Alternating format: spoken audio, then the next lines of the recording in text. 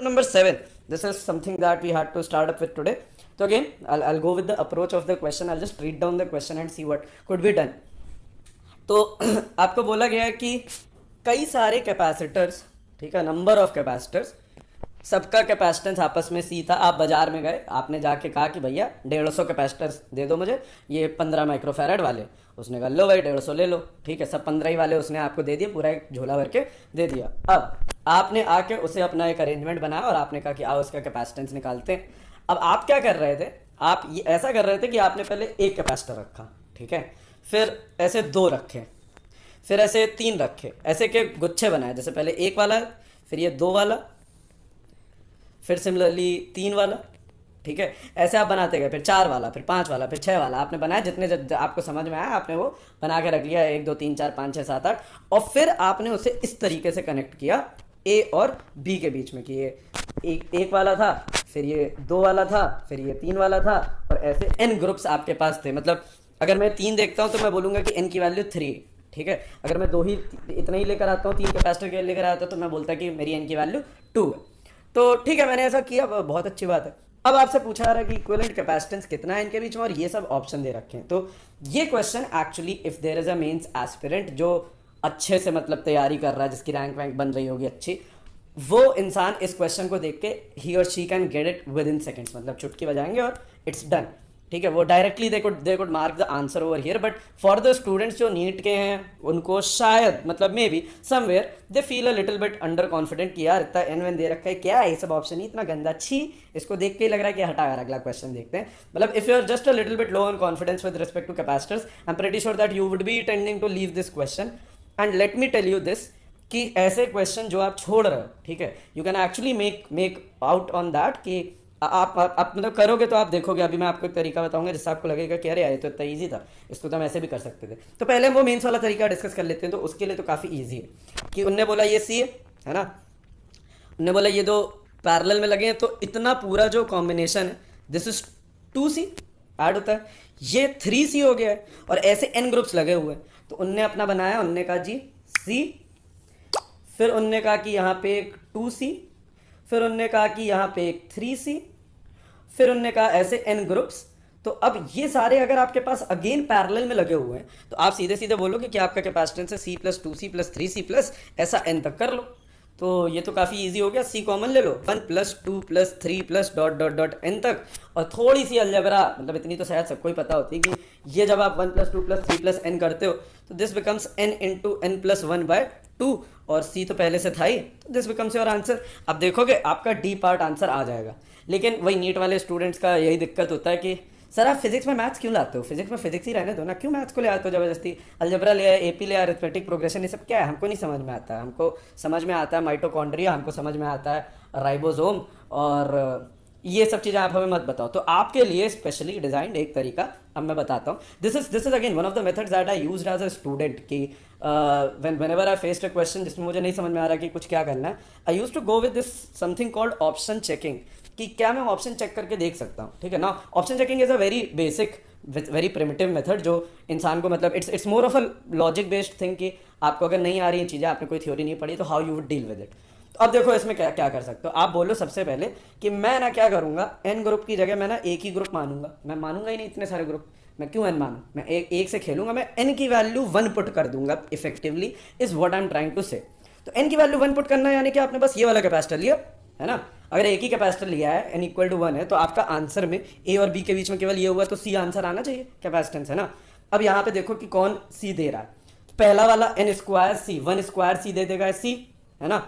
दूसरा वाला देखोगे 2n प्लस 1 इंटू सी, तो ये देगा 2 प्लस 1 3C देगा, तो b तो गलत ही है, ठीक है। c की बात करते हो तो n माइनस 1 हो जाएगा 0, तो ये आ जाएगा 0C, यानी 0 ही हो जाएगा, c भी गलत है।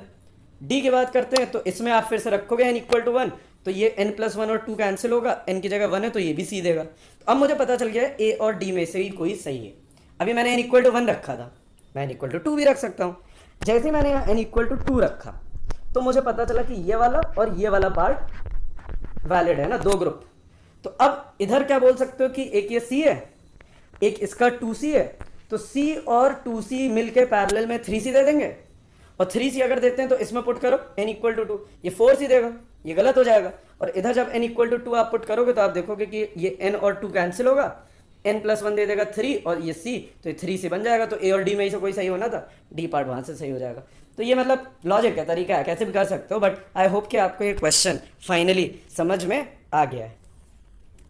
तो ये वो तरीका दे रखा है, सॉल्यूशन वाले लोग तो तेज होते ही, बट ठीक है। Anyways we have also reached to this correct option D with 2 methods. Alright, next problem number 8 पे आते हैं। तो इसमें क्या दे रखा है कि एक कुछ कॉन्फ़िगरेशन है जिसमें media of permittivity, oh my god so complex sophisticated, epsilon not, epsilon and epsilon not दे रखा है between parallel plates each of area A, ये सब एरिया ए की है as shown in the figure. The equivalent capacitance is, अच्छा इनके बीच की डिस्टेंस भी डी दिखा रखी है, इसको भी आप इग्नोर मत करिएगा। तो ये तो क्वेश्चन काफ़ी इजी सा ही लग रहा है, मतलब इजी आज इनकी लेंदी है, बट करने के लिए आज सच है ही नहीं कुछ। 3 कैपेसिटर हैं, दिख ही रहा होगा शायद आपको कि तीनों सीरीज़ में है ना। तो अगर ये तीनों सीरीज़ में है तो ख़त्म, 1/c equal to 1/c1 plus 1/c2 plus 1/c3। वैसे मुझे पता है कि C1 और C3 सेम है, क्योंकि मुझे पता है कि ये एप्सिलॉन नॉट a/d यहाँ भी आएगा, एप्सिलॉन नॉट a/d यहाँ भी आएगा, बट ठीक है, I am a generous god, I like to keep things simple. मैंने कहा ठीक है, 3 कैपेसिटर दे रहे हैं, ठीक है, वो बाद में सेम आएगा तो ठीक है, वो अपने आप ही एडजस्ट कर जाएगा। ये एप्सिलॉन d वाला है तो ये थोड़ा सा अलग है, तो ठीक है, इसको अगर लिखने की कोशिश करते हैं तो I would say that this would become c होता है एप्सिलॉन नॉट a/d, यहाँ पे आएगा एप्सिलॉन a/d और यहाँ पे आएगा epsilon not a/d, this is 1/c। तो अब ये इक्वेशन में शायद ज़्यादा कुछ बचा तो है नहीं करने के लिए, इन दोनों को चाहो तो आप लिख सकते हो डायरेक्टली कि this would B 2d bye epsilon not a plus d by epsilon a। तो इधर से चाहो तो d बाय a कॉमन ले लो, तो आपके पास आएगा 1 by epsilon plus 2 by epsilon not. तो ये शायद सॉल्व होके d by a into epsilon not, और ये कितना हो जाएगा, एप्सिलॉन नॉट, तो एप्सिलॉन नॉट प्लस 2 इस टाइप का बन जाएगा शायद, sorry epsilon not plus 2 epsilon. तो this is what you will finally get, ये 1/c होगा, इसी का रेसिप्रोकल लोगे तो a epsilon not divided by d plus epsilon not plus 2 epsilon. तो थोड़ा गंदा सा लिखा है, बट आई होप कि आपको दिख रहा होगा कि d पार्ट जैसा कुछ आने की फाइनली चीज़ें बन रही हैं, ठीक है। तो आई होप कि अगेन ये क्वेश्चन आपको क्लियर हो गया होगा, इजी सा ही था। यहाँ पे इन लोगों ने कुछ थोड़ी सी चीज़ मिस कर दी, सॉल्यूशन वाले अगेन तेज तो होते ही हैं, ठीक है। आई होप कि हम भी कभी जब प्रैक्टिस करेंगे ढेर सारी तो हम भी ऐसे ही किया करेंगे, एकदम 2 लाइन में 3 लाइन में बना हुआ है। बट इसमें देखो जैसे शायद एप्सिलॉन नॉट a/d लिखना होता है, ये लोग खाई गए, ठीक है, और वो पता नहीं क्या d/k1 d/k2 d/k3 किया, फिर का k1 1 है k2 k2 epsilon bye epsilon not, ठीक है। इन्होंने कुछ करने की कोशिश करी, इनका आंसर भी बोलने की d आ रहा है, हमने सॉल्व करके भी d निकाल लिया, तो ठीक है भैया, we are happy. Problem number 9 पे आते हैं, and again we are talking about approach over here. तो आपको बोला गया कि यू हैव 7 कैपेसिटर्स, तो मोस्ट प्रॉब्ली धोनी लेकर आया होगा तभी 7 हैं। खैर 7 कैपेसिटर हैं आपके पास, और कैपेसिटेंस बोले गए सब 2-2 माइक्रोफैरड के। तो वही दुकान से आप खरीदने गए थे, अभी आपने शायद पिछले क्वेश्चन में देखा था कि वो आप लगभग 150 कैपेसिटर ले आए थे, पता नहीं n ग्रुप्स बना रहे थे, यहाँ पे आप एग्जैक्टली 7 खरीद के लाओ। मोस्ट प्रॉब्ली आपके पास पैसे नहीं थे, बट ठीक है। इनके 2 माइक्रोफैरड कैपेसिटर दे रखे हैं, और आपको बोला गया कि अभी इन्हें कंबाइन करके एक नेट कैपेसिटेंस 10/11 माइक्रोफैरड बनाना है, ठीक है। ये मान लीजिए आपके टीचर ने आपको जॉब दिया कि ये लो पैसे, उसको पता था कि ही और she knew that these capacitors they are let us say 2 microfarad वाला कैपेसिटर 10 रुपये का एक मिलता है। तो you know your teacher gave you 70 rupees, told you to get those 7 capacitors, and then you know the teacher asked कि आप इसे 10/11 माइक्रोफैरड बना के दिखाओ। तो अभी आपको यहाँ पे बोला गया कि कौन सा कॉम्बिनेशन पॉसिबल है। तो यहाँ तो आपको देखिए इजी काफ़ी कर दिया गया, क्योंकि ये तरीके 4 ही बता रखे हैं, 4 में से एक ही ऑप्शन सही होता है, तो आप एक को कोई किसी को चूज़ करने वाले हो। अब यहाँ पे एज सच जब 10/11 बनाना है, 2 वाले सब दे रखे हैं, तो सुनने में लगता है कि यार ये ऐसे डायरेक्टली कैसे बना दे, like you can not just think of it and make it. आपको थोड़ा सा आइट्रेशंस करने पड़ेंगे, बाय आइट्रेशंस आई मीन कि आपको थोड़ा सा दिमाग लगाना पड़ेगा कि कैसे कैसे कर सकते हैं ना। 7 कैपेसिटर्स टू बी कंबाइंड, ठीक है। मान लो कि मैं एक एक डंडी से एक कैपेसिटर बना रहा हूँ, तो जैसे पहला क्या बोल रहा है, 2 in parallel and 5 in series, तो 1 2 3 4 5 ऐसा बना दिया, ठीक है। या फिर 3 इन पैरेलल 4 इन सीरीज, तो 3 इन पैरेलल एंड फिर 4 इन सीरीज, ऐसा भी हो सकता है। तो किसी भी तरीके का हो सकता है। 7 हो सकता है कि यूँ लगा दी हूँ, 3 4 5 6 और 7, और इन दोनों पॉइंट्स के बीच में देख रहा हूँ, तो इस केस में अलग आएगा। इनफैक्ट अगर देखो 7 अगर मैं पैरेलल में ले लेता हूँ तो मैक्सिमम बनेगा विच इज़ 14 माइक्रोफैरड, और अगर सबको मैं सीरीज़ में ले लेता हूँ तो वो होगा 1/2 प्लस 1/2 प्लस 1/2, ऐसे 7 बारी होगा, तो वो आ जाएगा 7/2 और उसका उल्टा यानी 2/7 माइक्रोफैरड। ये मिनिमम हो सकता है, इतना ही बस मुझे पता है। अभी 2/7 10/11 से छोटा है और 14 10/11 से बड़ा है, तो हाँ बीच में कहीं ये बन सकता है। अब बस दिक्कत यही है कि इसमें से कौन सा है, तो आपको करना पड़ेगा हिट एंड ट्रायल, ठीक है। ये मतलब यही एक तरीका है, इसके अलावा I don't know any other method of, ठीक है। हो सकता है आप किसी और टीचर से पूछें, वो आपको बता दें, नहीं देखो ऐसे करो ऐसे हो जाएगा, but to me as a student when I would be facing this question, so I won't have any other method to do apart from look at which particular combination is giving me this result. Now this is again a time taking question, just in case you are not getting the first two options as your answer. क्यों? देखो अगर मान लो पहला मैं check करता हूँ पहले ही answer आ जाता था, तो इससे अच्छा कुछ हो ही नहीं सकता कि इससे कम टाइम में नहीं होगा क्वेश्चन। लेकिन अगर वो लास्ट ऑप्शन सही है तो उस केस में मुझे पूरे सारे आइटरेट करके देखने पड़ेंगे। तो अच्छी चीज़ बस इसमें यही होती है हिट एंड ट्रायल में कि आप जब पहला करते हो आप दूसरा करते हो तो थोड़ा सा आइडिया लगता है। तो अपन भी करते हैं, देखते हैं शायद कुछ होगा। जैसे क्या है 2 इन पैरेलल 5 इन सीरीज, इसको पहले यहीं से स्टार्ट करते हैं। तो 2 in parallel and 5 in series, तो 1 2 3 4 5, ऐसा अगर मान लो मैंने किया तो ये 2 और 2 मिलके दे देगा 4, और ये 2 वाले जो हैं 2 इनके लिए मैं बोलूँगा कि फाइनल जो कैपेसिटेंस है 1/c should be given as 1/4 plus 1/2 plus 1/2 plus ऐसे 5 बारी, है ना। तो अभी यहाँ से अगर आप निकालने की कोशिश करोगे तो I guess you will get 1/c equal to 1/4 plus 5/2, तो c की वैल्यू आ जाएगी 4 बटे कितना हो जाएगा 4 है, तो 1 प्लस 2 × 5 11, शायद 4/11 आ जाएगा माइक्रोफैरड में। तो बेकार है, पहला ऑप्शन इज नॉट रिक्वायर्ड। दूसरा देखते हैं 3 इन पैरेलल 4 इन सीरीज, तो 3 in parallel and 4 in series, तो अभी मैं डायरेक्टली बना दे रहा हूँ। 3 इन पैरेलल का मतलब 6 एंड 4 इन सीरीज ऐसे कुछ रहे होंगे, है ना। ये 2 वाले हैं, तो अभी यहाँ पे हो जाएगा 1/c इक्वल टू 1/6 प्लस 4/2, तो इसको 2 लिख लो और यहाँ से बोल सकते हो कि 1/c is equal to 6 times 1 plus 12 I think 13, तो c की वैल्यू 6/13 आ जाएगी। ये भी बेकार है।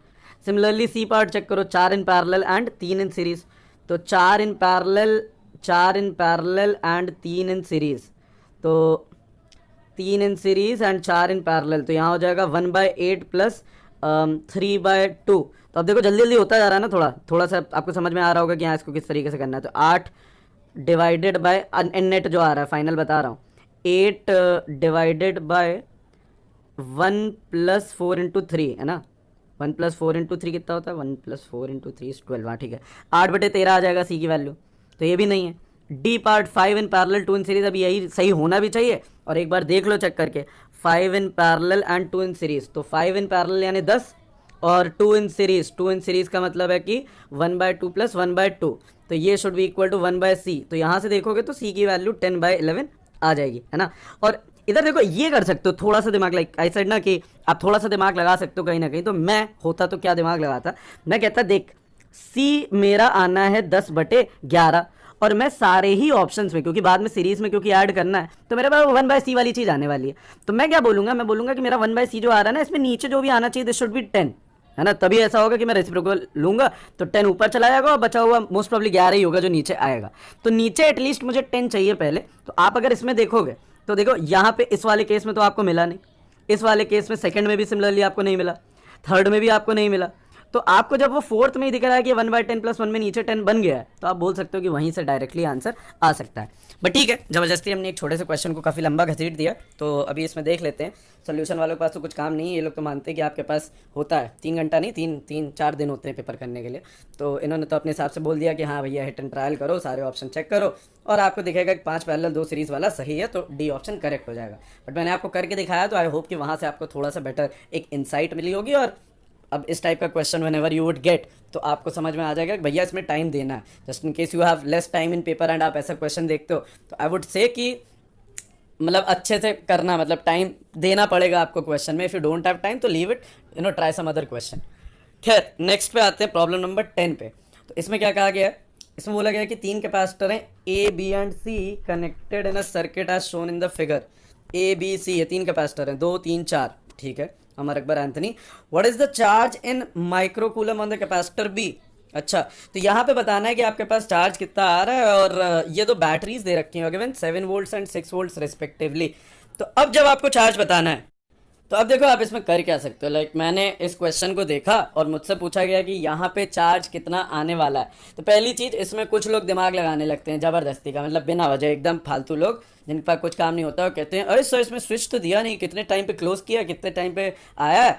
ये सब जब दिया ही नहीं गया तो खुद से क्यों दिमाग लगा रहे हो, ठीक है। Like if you are given a question कि ये एक ब्लॉक था जो कि जिस पे फोर्स लग रही थी इतनी है, तो बताओ एक्सेलरेशन कितना होगा अगर इसका मास दे रखा है। तो जबरदस्ती जाकर थोड़ी ना उसकी उंगली करते हो कि नहीं नहीं फ्रिक्शन बताओ कितना, कोफिशिएंट ऑफ फ्रिक्शन दो मुझे, कितना चाहिए चाहिए चाहिए। नहीं दिया तो मान लेते हो ना कि फ्रिक्शन जीरो है। तो सिमिलरली यहाँ पे आप मानोगे कि, तो लॉन्ग स्टोरी शॉर्ट, हमको इसमें केवल ये देखना है कि स्टेडी स्टेट में क्या हो रहा है, ठीक है। We are not concern with anything else. Now this becomes easy because आप देखोगे, like you study this diagram, इसको देखो गौर से देखो, आपको क्या लगता है। लाइक मैंने इसे देखा, मैंने कहा एक बैटरी, पहली चीज़ जो मुझे दिख रही है कि ये यूं करंट देगा, ये यूं देगा। तो अगर ये ऐसा रहा होता तो 7 और 6 आपस में अपोज करते, तो नेट में मैं एक ऐसी बैटरी बनाता 1 वोल्ट की और कहता कि तू इस साइड करंट दे, क्योंकि 7 - 6 1 होता है और 7 और 6 आपस में खाने की कोशिश कर रहे हैं करंट एक दूसरे को, ठीक है। बट ठीक है, बैटरी ने कहा हम तो कर लें अपना काम, लेकिन ये कैपेसिटर भाई साहब पता नहीं कैसे यहाँ पे एक और आ गया।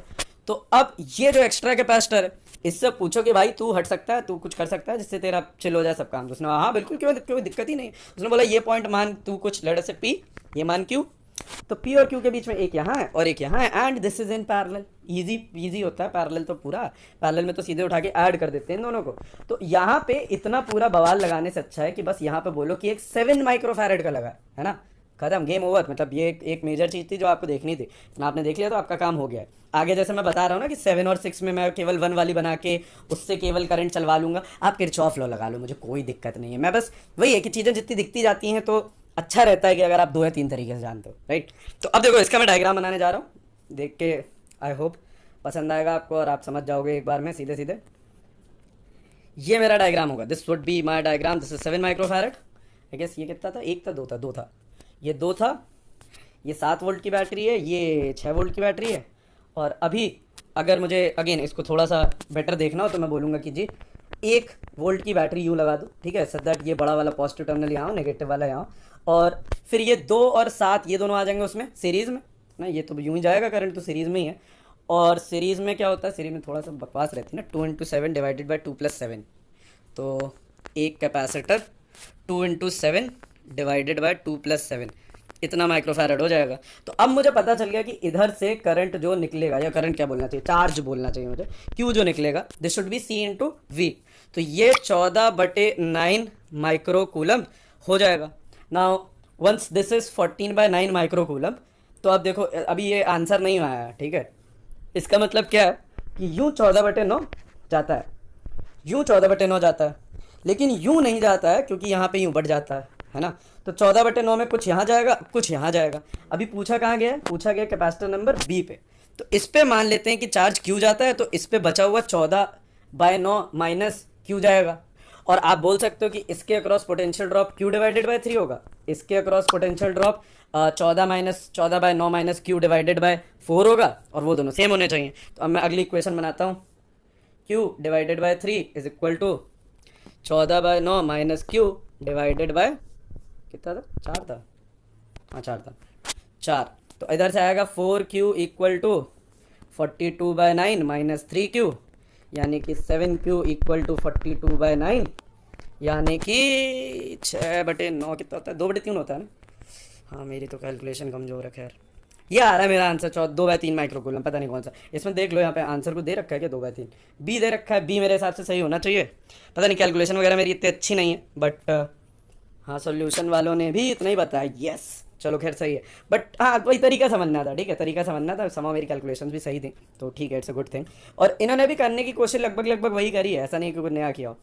इनने भी यही किया है, बी और सी को पैरेलल में रखा है, ए को सीरीज़ में किया है, फिर वो सी इक्विवेलेंट देखो 14/9 आया है, क्यू भी 14/9 आया है, ये हमने निकाला था। और फिर इन्होंने बस यहाँ पे ये थोड़ा सा रंगबाजी में कर दिया है, ठीक है। आप रंगबाज मत बनिएगा, आराम से करिएगा, धीमे धीमे कॉन्सेप्ट वाइज जाइएगा, आई हैव नो इशूज़, ठीक है। वो मतलब धीमे धीमे प्रैक्टिस के साथ you will understand how to do directly this, ठीक है। अगर नहीं आता आपको ये तो प्रैक्टिस करिए, that is the only thing.